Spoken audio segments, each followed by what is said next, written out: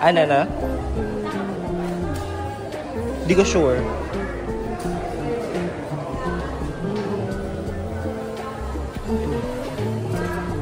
Champurado.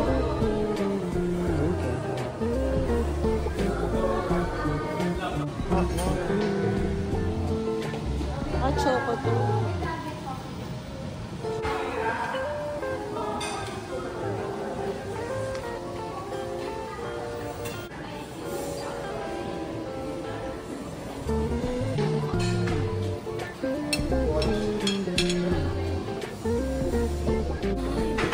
Ano yan?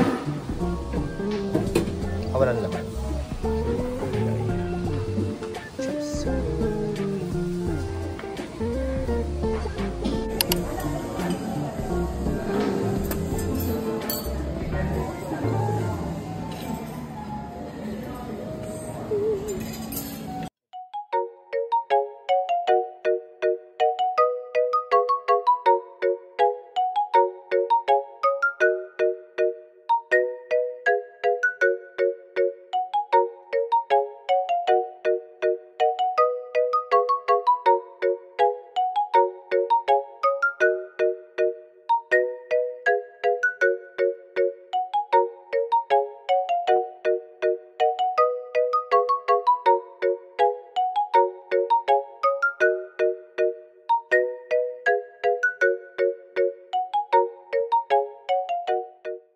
Hello, good morning guys. So, kakatapos na namin mag-breakfast. So, bale, yung inclusion ng room na to is kasama na doon yung buffet style na breakfast as you can see naman doon sa video.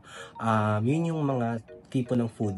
Not sure lang if nagbabago siya every day yung menu nila, pero let's see on the following these coming days kung may changes when it comes to the morning buffet. All masarap naman yung food or yung morning buffet na nakain namin. Rate siya. Ba't na ako rate ng rate? Anyway, basta masarap siya. Yung typical na breakfast, yun, ganon. And masarap, ano naman siya, tawag dito, may mga healthy options naman.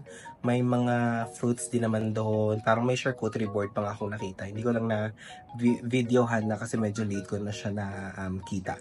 Pero overall, good naman yung experience ko dito sa Pikasan's breakfast buffet nila. So, yun.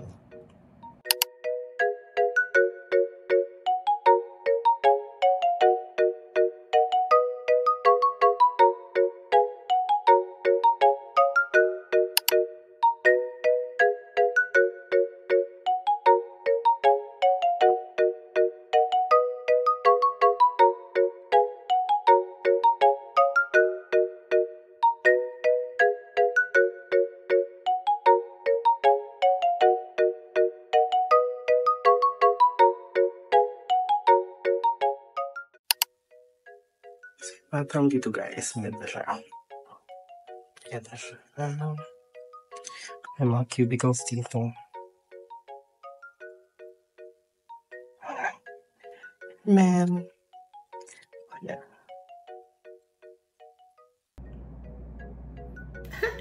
Ang ganda ng ilaw. So, yun. After kanina nung ating breakfast buffet, dumalatso na kami sa conference room kasi doon kami magkakaroon ng introduction and yung aming work. So, nag-work lang naman kami for like 3 hours and that's it. Then, after actually nung buong schedule na yon, later around 5 PM, magkakaroon kami ng bowling activity and I will show you kung ano yung tsura ng bowling area nila. And magtatanong ako doon kung may mga prices sila or included na ba yun siya sa i-book yung hotel. So, something like that. So, very chill lang ang parang activity na gagawin today. So, tomorrow meron din. So, yeah, see you on the bowling area.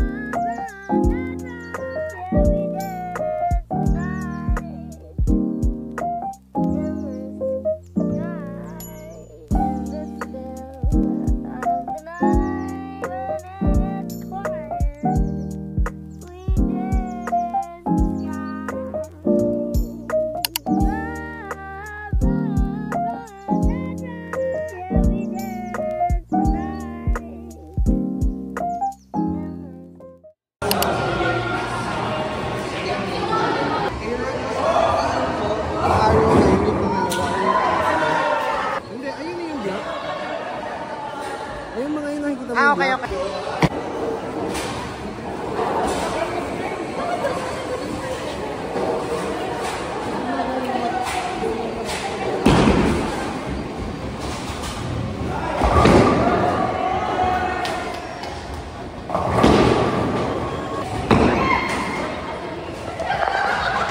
Ano ba yan, coach? Ginagawa mo, te!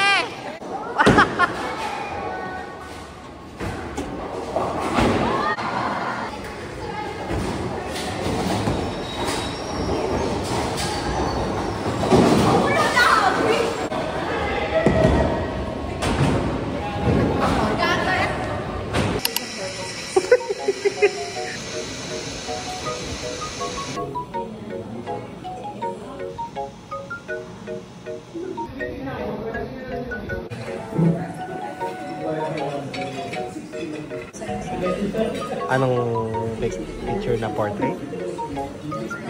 Pagpasensya nyo na yung ilaw, ito lang yung parang source of light dito.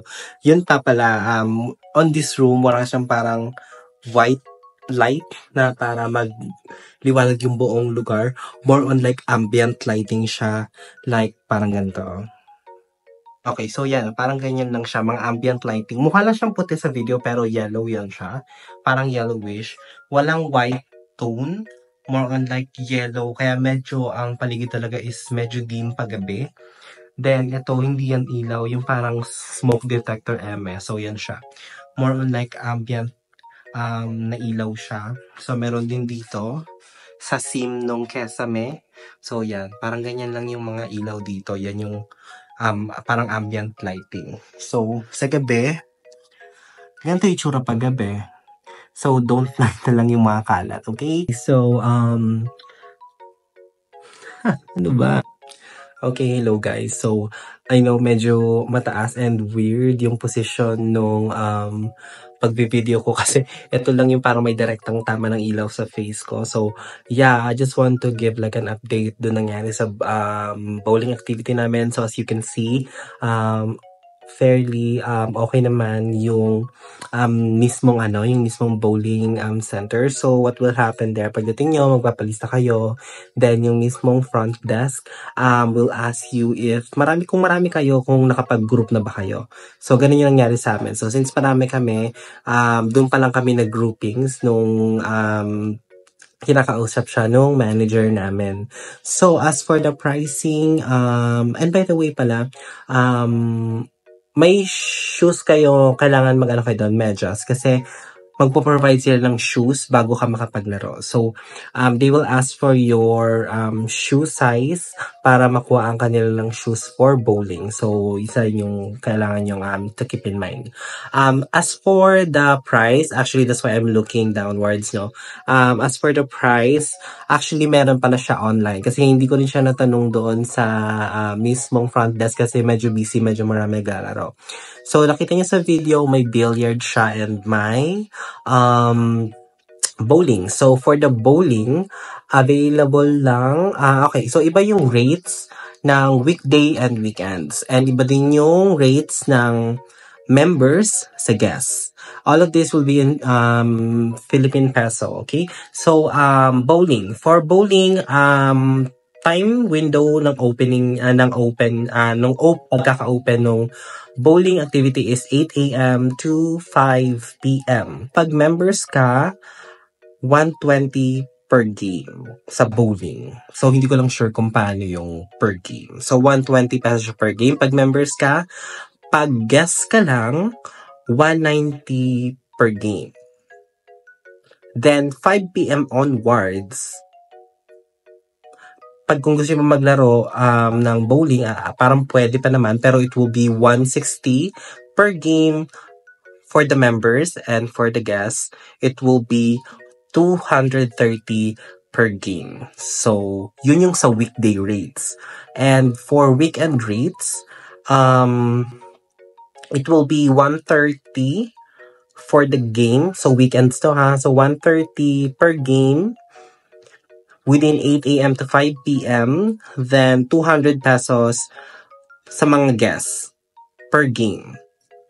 8 a.m. to 5 p.m. 5 p.m. onwards, sa mga members, 170 per game, 240 naman sa guests per game. So, yun yung mga pricing niya. Actually, you can actually check that out on their online. Just type in Pico de Loro bowling activity and lalabas yung like parang PDF. And with that as well, so medyo pagod-pagod na rin. I will wrap up this video. So this is going to be for the day 2 here in Pico de Loro, Pico Sands specifically. So yeah, if you enjoyed this video, give this a thumbs up, a like, and you can leave a comment as well on what part of the video can be improved as well. So thank you for watching. Have a great night.